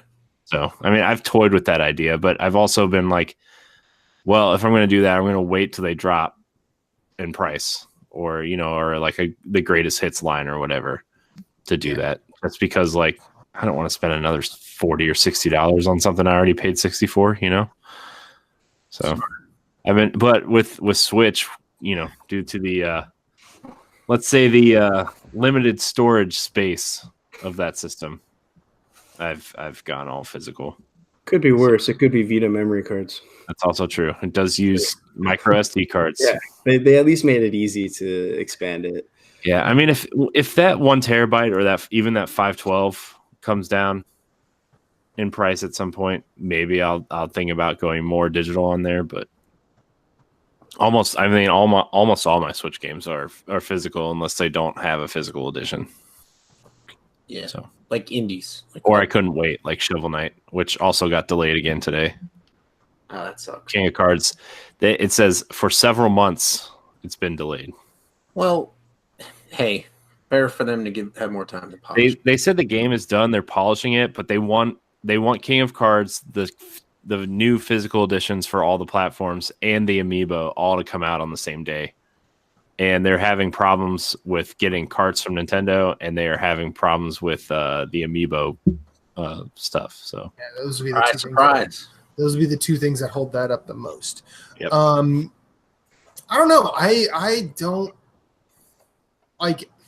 I keep thinking I want to buy games physical, but for like choices I've made and space and like I need to get rid of a lot of shit in my life, and that's basically I have to do that so I don't have to lose any of these behind me. You got to have a balance. Yeah, it's like kind of I'm in the same boat where it's like I have limited space, so PS4 is automatically digital. Mm-hmm. So like I buy stuff there digitally, and then the Switch, I decided since I'm only picking up like a bunch of the AAAs or like the indies that come out exclusively for that system first. Like the sequel to Hollow Knight will probably be on the Switch first, and then eventually come to other systems. So I will probably buy it on Switch. I'll buy the digital version unless they decide this time to come out with a physical version. Yeah, but like I've bought almost the vast majority of my games on Switch are physical. Like I bought The End Is Nigh, the physical edition. I bought the special edition of Binding of Isaac physically. Mm-hmm. So it's like that's what I look for first.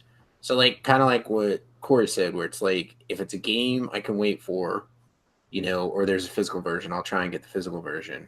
But if not, like if it's something I want, like as soon as it drops, like Hollow Knight, like it dropped the day of E3, and I was like picking it up, and I bought it that night when I got home from work because I wanted to play it.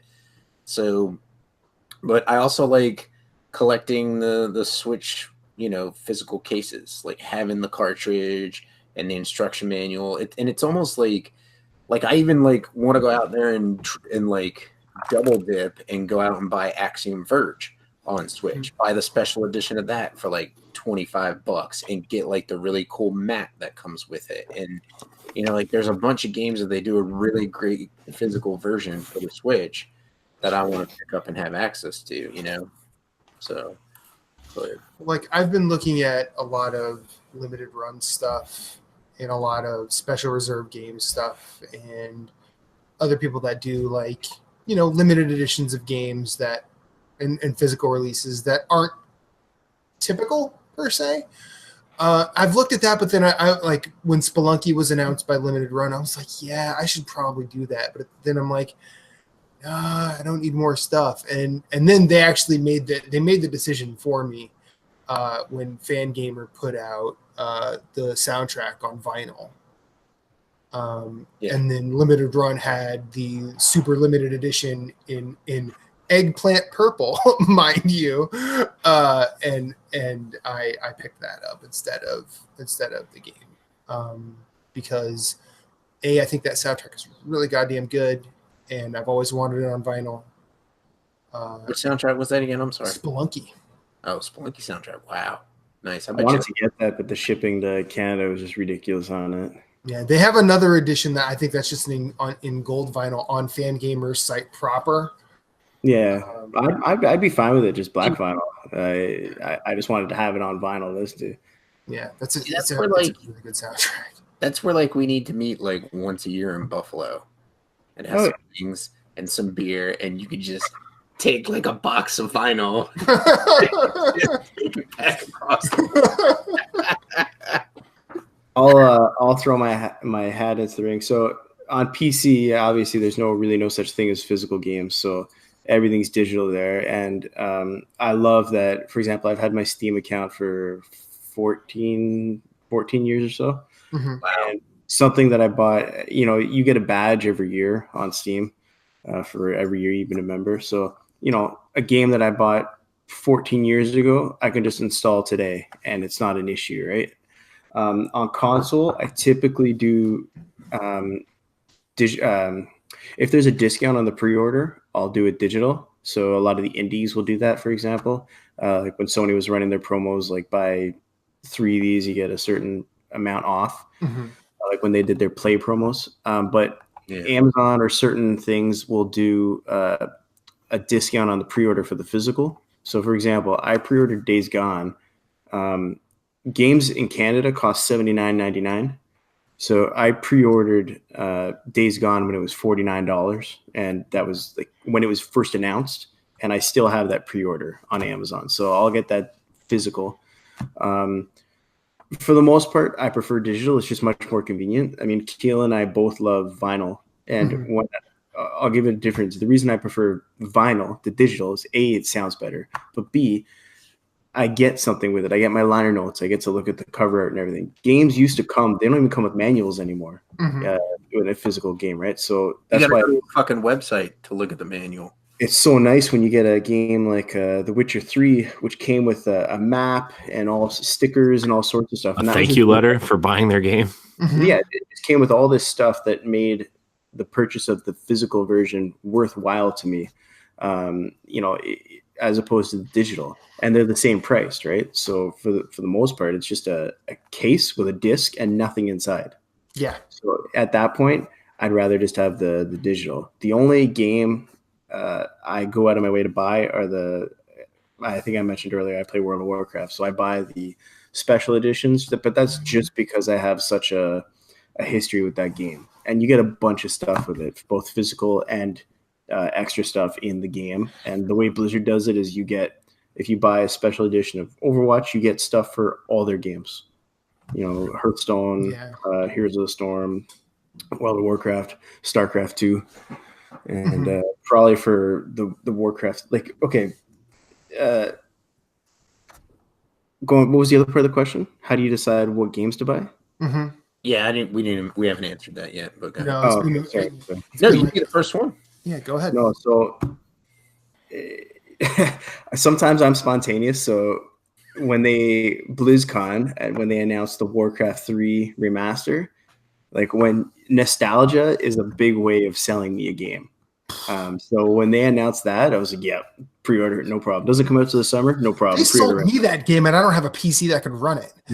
Yeah. And the best part is you can play Warcraft 3 right now. It's just there. And you can even play. So if you buy the remaster, you can play against someone who's playing the regular version of Warcraft 3 from 15 years ago.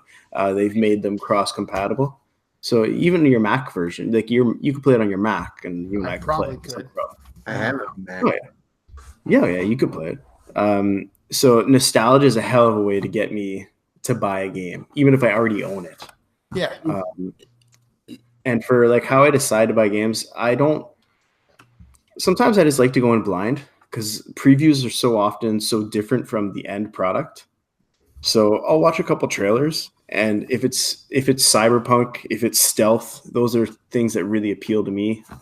If it's a franchise I know and trust, that's kind of how I decide to spend my money. Again, I don't have a lot of money or time to spend on games, so like Hitman 2, I knew I was going to love that because I've loved that franchise. So I decided I'm getting that. I'm going to pre-order that, no problem, and I've been very happy with that. But I feel like it's getting harder and harder to know for sure what you're going to get in a game, right? Mm-hmm. You can do as much research as you want, and like a lot of you get like a No Man's Sky kind of situation. No, I'm not shitting on that game. That's because you and I've had that. You and I've had that talk. Yeah, I know, and like that game's turned out way different now, right? But like you can watch all the previews you want, and the end product you get might be completely different, and so it's kind of hard to know what to buy, right? Like I kind of rely on Steam, for example, has a curators section, so you have people like Jim Sterling and all these people who will curate a list of titles, say these are things that you should be interested in, and if you have similar tastes with that person, like it kind of makes you feel okay, safe, I guess, buying one of those titles. Mm-hmm. But it's hard to know. I think it's harder and harder, especially because there's so many games. Like there's, last week there was Crackdown 3, Anthem, and Metro, right? And FarCry New Dawn. Okay, and FarCry New Dawn, right? So there's and 4 Apex Legends. Big title. Well, that's a free title. Like you don't have to. And buy Tetris 99. Free title.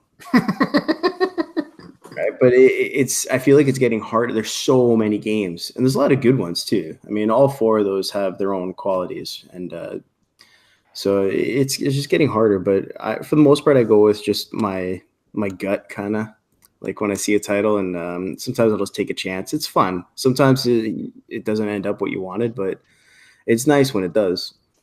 Mm-hmm. That's when it does. Evil Within 2 was like that for me because I don't really like survival horror games. They cause me anxiety. So the bad anxiety. You sound like someone else. Who have I? Right. So who else has said that? I was watching some video on it, and it just looked like something that I thought I was gonna like. So I took the plunge, and I loved it. Like I loved it, and yeah, as I said earlier, it's going to be in my top 10 of the generation. I just took a chance on it.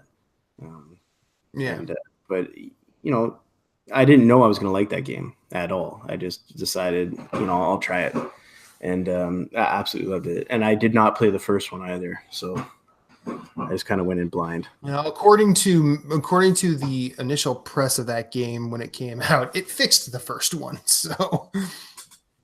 Well, because that game when it first came out was plagued, at least the PC version, plagued with like issues, performance issues and such. So that's kind of all I'd heard. And then when I just watched some video on it, it just looked fun. And then now you can play it in first person mode too. Yeah. Nice. Which makes it really creepy. But yeah, that's a great game. Sometimes it's fun to just take a chance on something. Like just decide, this looks cool. I'm going to try it. Mm-hmm. You can never know. Like I'm playing Shadow of the Tomb Raider right now, and I kind of hate it.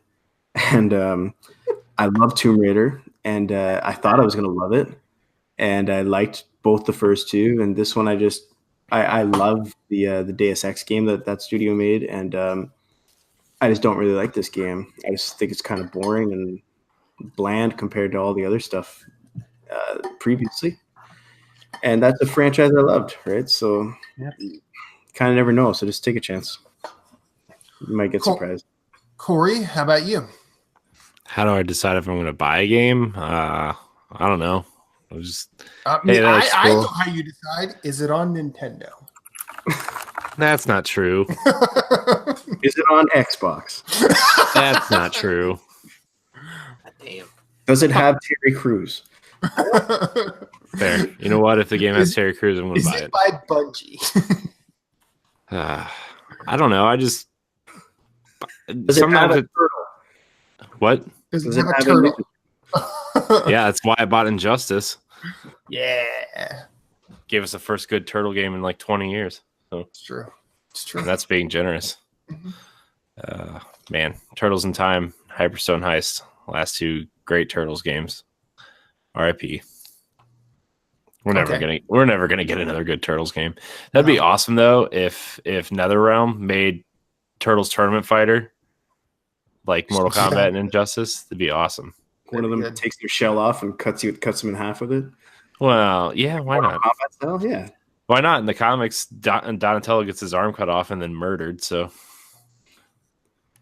Turtles got a little dark since I read it as a kid. yeah, it did. I never read the comics. I only watched the show. That must be the director's cut. In like the 6th or 7th issue of the current run, Donatello gets straight up murdered by Shredder. What? Yeah.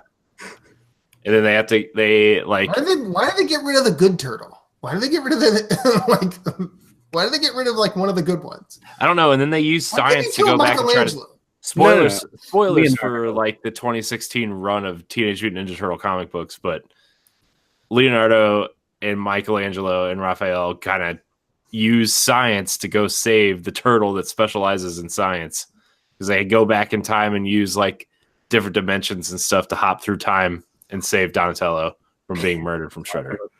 It's the best. So also Splinter tries to eat a piece of pizza and gets it all over his face. So. Awesome. So how do you decide to buy a game? I don't know. It looks cool. Like, Anthem and The Division look cool, so I decided to buy them. And like Days Gone looks like a game that I might wait till it drops to $30 or $40. I don't know. You know what I mean? Like Crackdown was a game I was never going to spend $60 on, but I have Game Pass, so I downloaded it. Right? I mean, Xbox is in a weird spot now because it's like I really don't have to buy any of their games. I just give them $10 a month, and I mean, look, I've played Crackdown this year. I'll play Gears 5, and even if those are the only two games on the service I play all year, they're already paid for because of Game Pass. So, Moose. Usually, like, it depends on what the studios I follow are doing. Like, obviously, I'm on a PlayStation podcast, so I tend to buy Sony games. Like, I want to look at what they've got coming out, what's in the pipeline. So, like, I pre-ordered Days Gone because I'm like, it just looks like it's going to be a lot different than other open world games because there's going to be like I've watched a video on like what like the whatever 100 facts on Days Gone, but like the whatever you want to call them, zombies or infected, like freakers, they move differently through the world, and like you could like go through the same area like 10 different times and it'll be different like every single time you go through. So like it's going to be pretty cool to play that game. Like obviously I love FromSoft games, so I'm interested in Sekiro. So like I do a lot of spur of the moment stuff too sometimes. Like I bought FarCry 5. Well, I didn't buy FarCry 5. I had access to it and I played it and didn't really like it, but then at the time I played it, but then it became part of our co-op challenge, and then I fell in love with it that I didn't even have to be sold on New Dawn. I just bought it. Like it was announced and I was like, I'm getting, I'll pick it up. So plus that was one of those games that really experimented with price point too. Like $40 for a new Far Cry game, probably. We did do a good job with that. Like was Primal 60? Yeah, Yeah, Primal 60. So, but Blood Dragon was 20. yeah, So. Blood Dragon was good too. That's a great game. So, like I look at price point, I look at how many games I want to buy the year, like what I want to do with my backlog, and then like what I also want to platinum, and then those are the deciding factors into what I buy. So, New Dawn was the first new game besides the Resident Evil remake. The Resident Evil remake doesn't count because it's a remake, although they did an excellent job with it. That's not speak ill upon it. I think that barely counts as a remake, though, just with everything they did to that game. It's almost like a completely new game. It's a reimagining of it. Yeah, like a reimagining. Like it's completely an other. We need to add DLC to the console version of that mod that came out. Oh, the one I showed you? What, the DMX one? DMX one. The DMX one's fucking great. Knock, knock, open up the door. It's really I just go that. give it to you. I love how it fades out, as he walks as away. it's getting further away, it fades out. It's just so brilliant, man. And then when he's like above you, it's kind of muffled because he's like on the floor above you. It's so good, man. Like So sometimes with the mod stuff that people come up with, I showed you when they put Thomas the Train Engine in Monster Hunter World. Yeah. That's fucking weird. Yeah. But yeah, Go ahead. So that it just sometimes it'll be a spur of the moment, and sometimes it'll like be a game that surprises me, and I'll be like, yeah, I want the sequel, or yeah, I want the like Far Cry 5. I had a blast with it, got the platinum, and was like, sign me up for New Dawn. Like I think right after I platinumed it, I pre-ordered it. I was like, I'm buying it. It's bought, done. So, and then indies is just like studios I follow. Like anything Devolver Digital publishes, like I will look at, and more than like 9 times out of 10 I buy it because they do such awesome stuff. Because like their next game that's coming out, well, they did the one, was it Gris? They did on Switch. So I want to get that one, but then they also, what's their most recent one that's going to be coming out soon is the Ape Out, which is the one where the ape escaping from the research facility, which is kind of like Hotline Miami a little bit. And so I want to get that, but like anything they put out is awesome. Anything Supergiant Games puts out, like Hades looks awesome. So when that comes to console, I'll probably pick it up or play it on a PC when I finally make one. But it's just I find like a lot of my purchases are determined by finding who I like and what they, what they've done in the past, and then just building off of that. So, but that's how I found that game. Did you guys play Virginia? Yeah. Dude, like I saw people talking about that game. You got to play that game, and that game was freaking awesome. Yeah, it was, and I heard people who I can't remember who at the time, but they were talking about this game with no dialogue, or you don't talk, or there's no dialogue at all, right? No, there's nothing. Yeah, and so I'm here. It's like, this sounds weird, but the more I heard about it, I was like, you know what, I'm gonna try this, and I freaking loved it. So I was raving about it, I guess, to Moose, and like it's that. I think that's a good way to decide what to buy. Like, is just to get it directly from people who you trust, right? And who have similar tastes.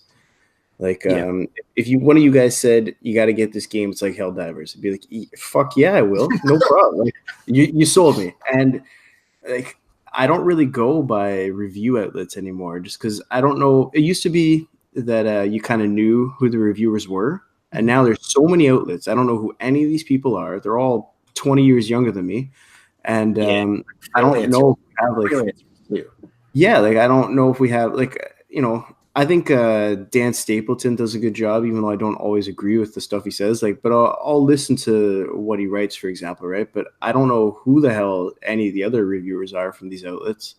I mean, I'm sure maybe some of the younger listeners do, but I don't. Not anymore, anyways.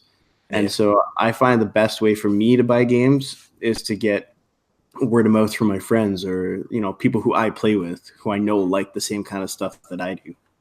Yeah. Shit, man. Arrowhead Games has not said anything about the new game. I don't know what they're doing. Helldivers 2 this year, I'll lose my fucking mind. I tend to pick things that, I mean, I guess the real easy way to do it is if I think it looks fun, I'll play it. I never really go after things that I think I go, oh, that looks like it'll be a great game, so I have to play it. Because what does a great game look like? I don't fucking know. If I think I'll have fun with it, I will probably buy it. But also, like there tend to be like Moose said, there are studios I follow or publishers I like, Devolver, Annapurna. 505 puts it. 505 is really good. They put out some good stuff. What is that? Nicholas?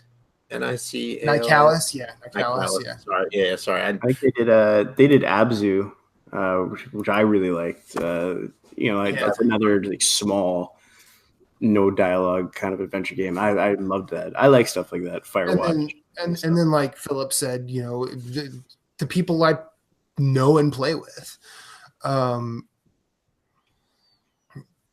But also like try not to let the hype of something get to you. And I mean, the way Phillips brought up No Man's Sky, like I saw that at the Game Awards or the Spike TV version that it was when it was revealed, and I just said, okay, I'm going to play that game. But I also made a decision at that point and said, I'm not going to hear about this game anymore. Mm-hmm. And then you can't really escape that. You start hearing about it, and I just said I'm going to avoid all of that as much as I can. And then when I got that game, I was satisfied. Everybody else was angry. Are you still playing it, by the way? I have not I've gone back to it since I platinumed it a couple of times. I haven't played it looks like they've added a ton. Content. They've added a ton. Like I want to actually go back in and play now. I feel like now would be a good time for me to play it for the first time. You know what I mean? Like for the way it is now to be my first impression of that game. Mm-hmm. Okay. You were saying, oh, sorry. No, we're good. The next expansion is just freaking awesome. Like third person mode and being able to like co-op with your buddies and stuff. Like me and Jeff were running around on a planet, like didn't have to like try and find each other. It dropped us on the same planet when I joined his game. Granted, he was like stealing shit and pissing off the local robots, and then he just goes running by me, and I'm like, what is going on? And I'm like, I'm not with him. I'm with him in party. I'm not with him. It was a blast, and it's a lot of fun. And like they do a good job of like if you bought the game, like they converted like a lot of the materials that you don't use anymore into like a currency that is usable in the expansion, the next expansion. So that was kind of cool because like I was like, well, I'm on this planet and I don't, you know what I mean? Like, what am I going to do with these resources? You just turn them in once you get somewhere, and it's like, holy crap, you get a bunch of mats or a bunch of money to buy other stuff. And so, yeah, it's solid, man. I recommend it. Okay, so I feel like we have to do this next question for sure, and then that's going to be it because my heart out has happened. Deshaun, we have to answer Deshaun. Do we? What? Yeah, we do. Okay. What's up with that Nintendo Direct, though? What are you guys excited for from it? And then on Twitter earlier today, I think Corey added this. He said, "See you tonight, my white brethren," and he attached an emoji, this emoji. And he says, "That's what white people do, right?" Sure. But that's funny. But yeah, to keep it as brief as possible, I'm excited for a ton from that. Yeah. Super Mario Maker 2.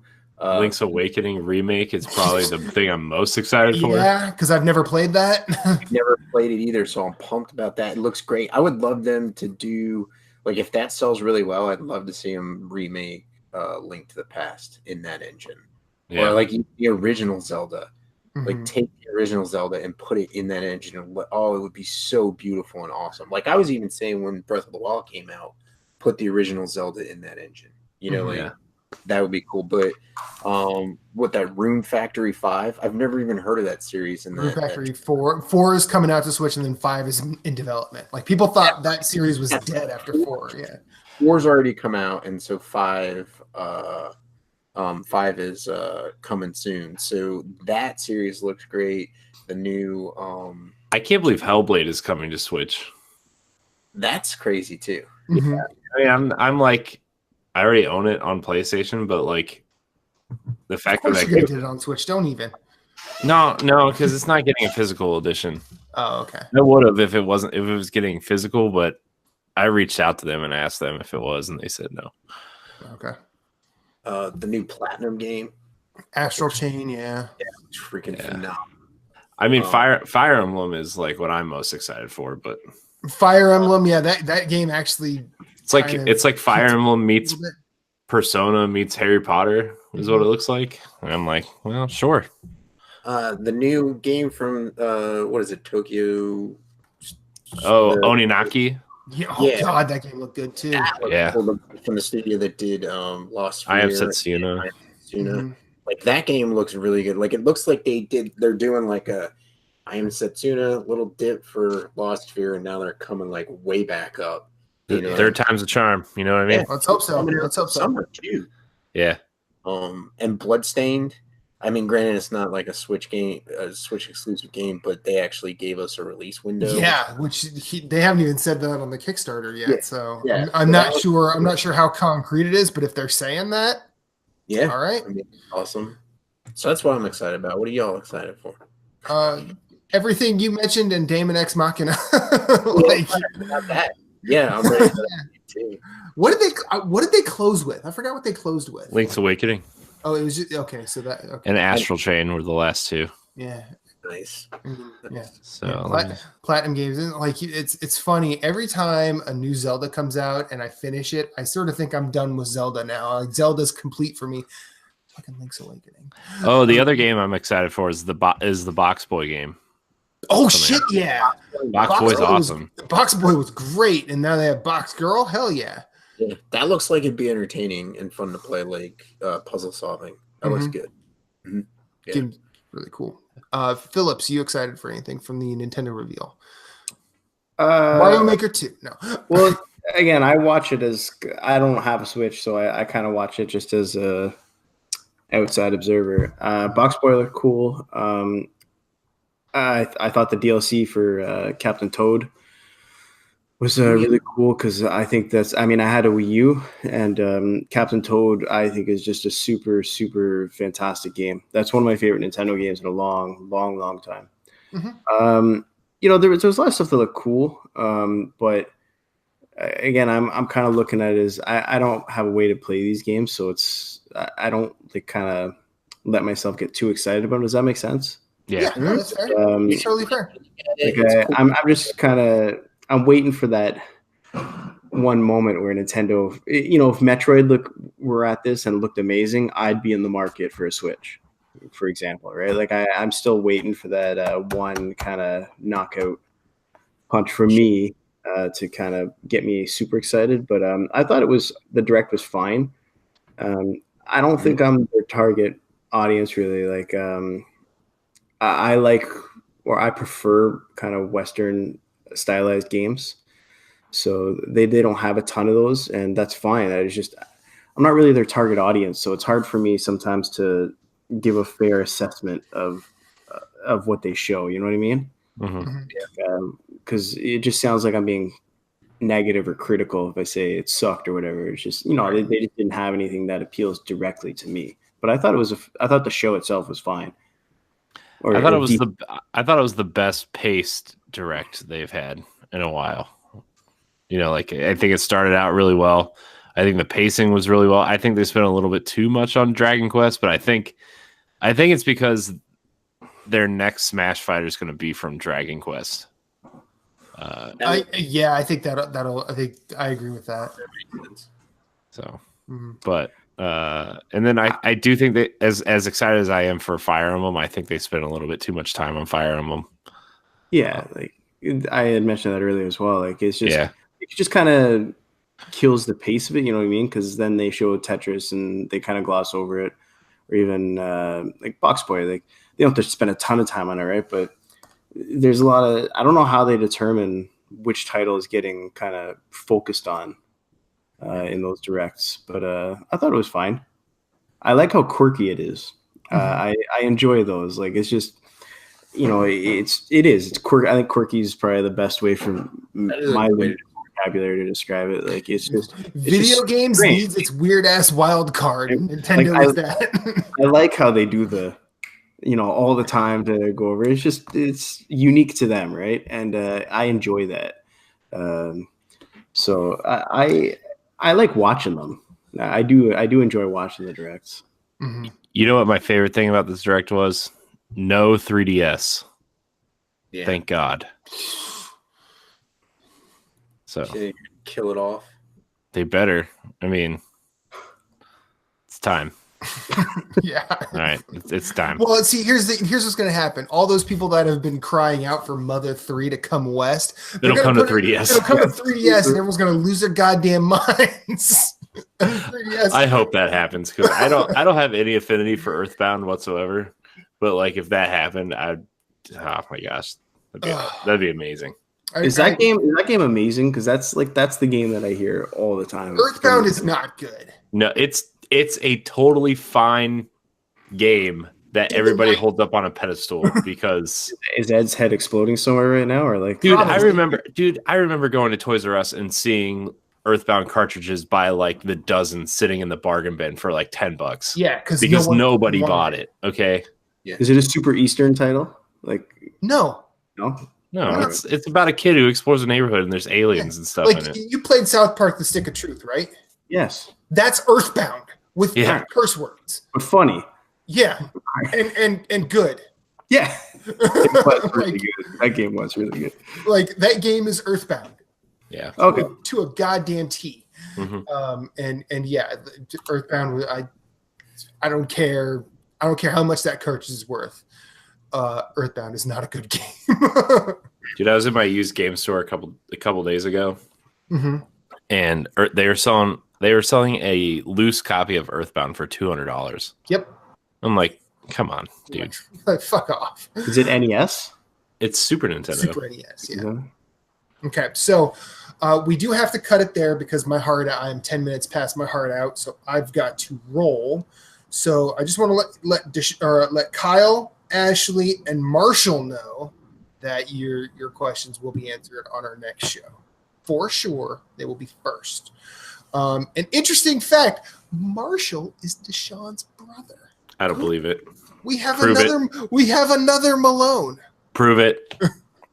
So we are excited to deal with him for the first time. So my name is Infinite_Rewind on every social media platform in the known universe. Catch me here and only here unless I'm writing about something on NGRradio.com. Moose, where can we find you? You can find me at Svhenn, SVHENN, on PSN, Twitter, Instagram, and Twitch. I stream occasionally. I need to get that. I just need to find more time to do that. I should have been streaming New Dawn, but yeah, Deshaun called me out on not streaming. I'm like, it's been fucking weird these past couple weeks, man. I'm always like, if I have Twitch running while I'm at work, like I'm always looking to see if you're on, and I haven't seen you on. I'm like, I don't know if he's on, and I'm just missing him. No, I haven't. I've just been so tired after work. It's been bad. Don't worry, the Twitch apps lets me know at like 4 p.m. that you're streaming. Awesome. Yeah.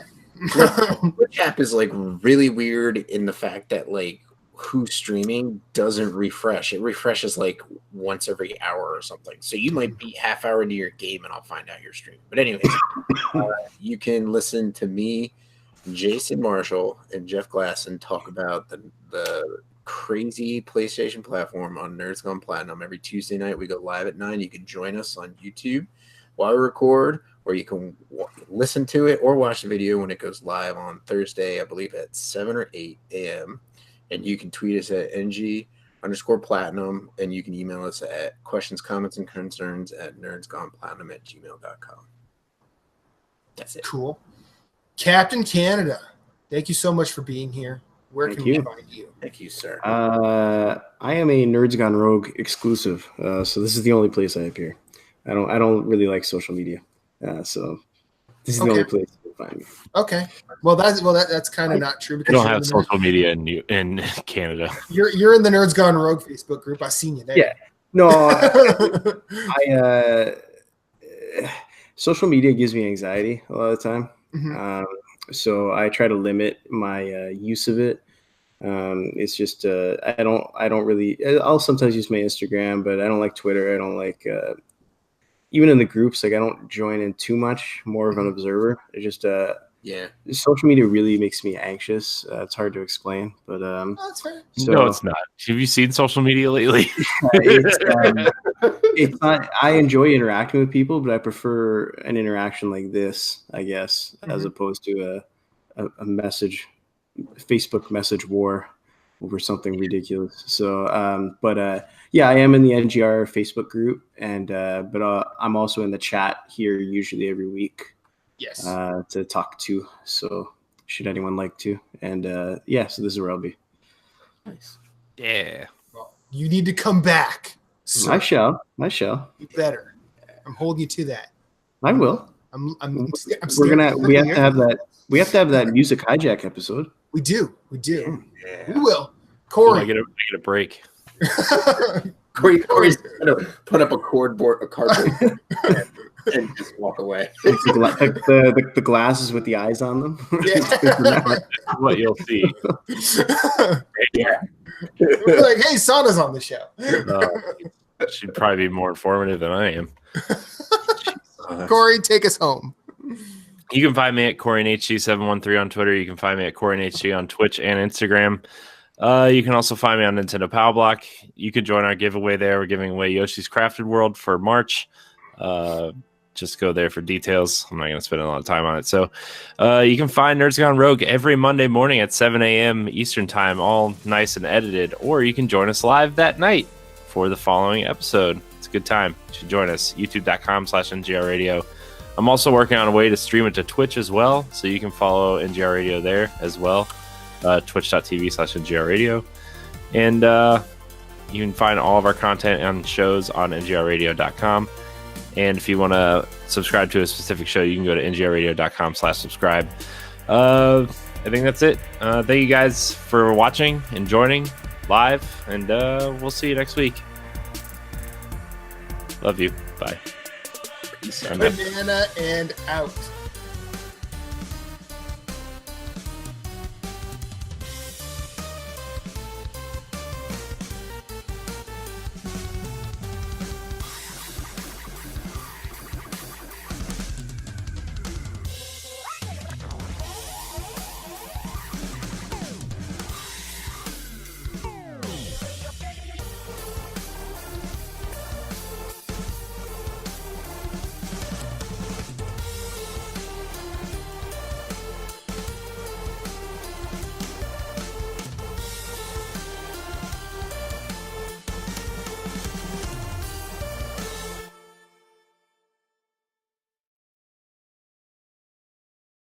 To a game that I really like. Tetris 99. Yeah, we can talk about that too. But no, fucking Hollow Knight Silk Song, bruh. Oh. Yeah, I forgot you don't like good games. Just kidding, Corey. I should have taken the night off. Mm-mm. Jerks. No, you shouldn't have. Don't forget my Rainbow Six Nights. Yes, dear. Okay. You just did that live on the internet. Live on the internet. Live on the internet. Say hi, Oh. internet. Now everybody knows. Oh my God! Oh shit. My ears. Yeah, man. I heard he ate a bunch of food and passed out, but no, he's here. I did. Even that didn't.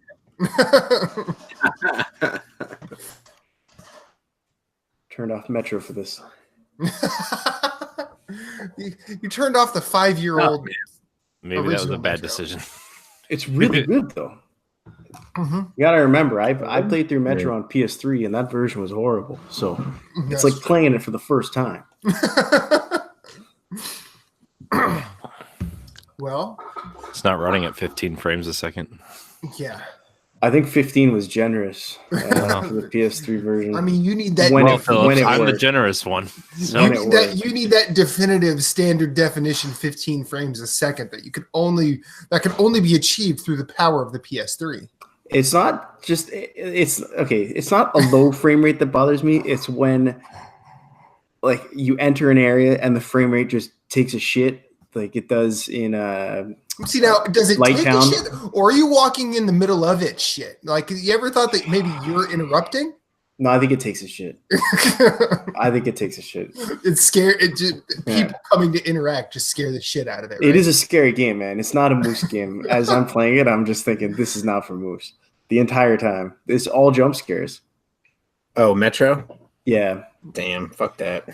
because like, and then you've got your flashlight, right? But your flashlight can die, so you've got to keep charging the battery on your flashlight. There's cobwebs everywhere. You got to burn them. Oh, it's really good though, man.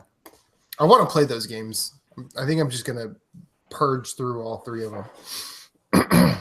2033 I've done before. That's a really good game, but Last Light is really I've good heard game. Last Light is sort of the crown jewel of the franchise at this point.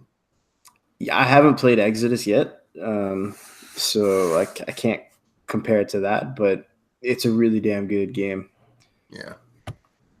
It's a much better post-apocalyptic game than Fallout 4. Fuck, New Dawn is a better post-apocalyptic game than Fallout. I have no comment in this race. I know where it's going. Come on, Keel. It's okay to like it and admit that other things are better. I can't admit that things are better because I've not played it. I have a game that I think is really fun, but I am not afraid to admit that 99% of games out there are way better. Nobody likes Crackdown 3, Corey, so don't even bring it up.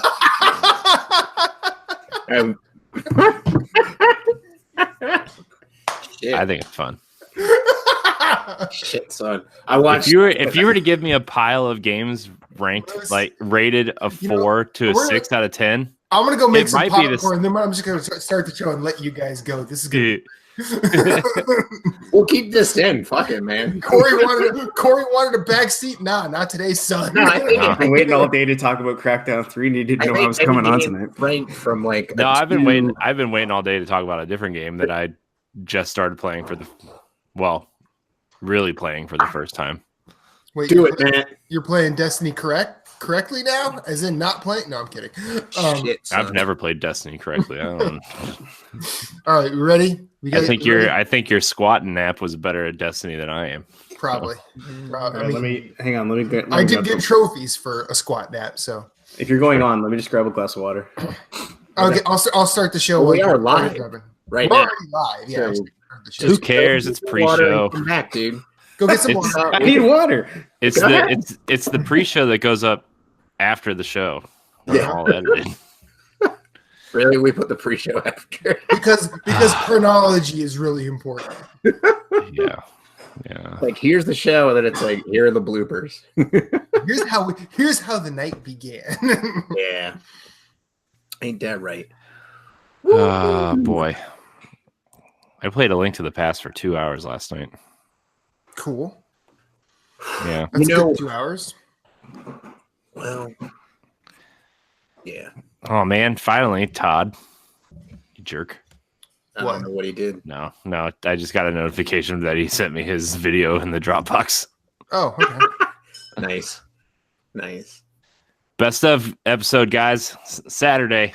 Sweet. I'm pumped. No, I'm not. Okay. Just have to finish it. Don't hype us up like that. It has to go up Saturday. Mhm. This arbitrary schedule I'm on that nobody really cares about. Man. It's been a long day, guys. That's okay. I had a long day off. All right, here we go. I almost died. Yeah, you did. You still sore? Yeah. Was it because he played too much Crackdown 3? No, he was in a Okay. car accident. I'm joking. I'm just joking. Okay. All right, here we go. 3, 2, 1.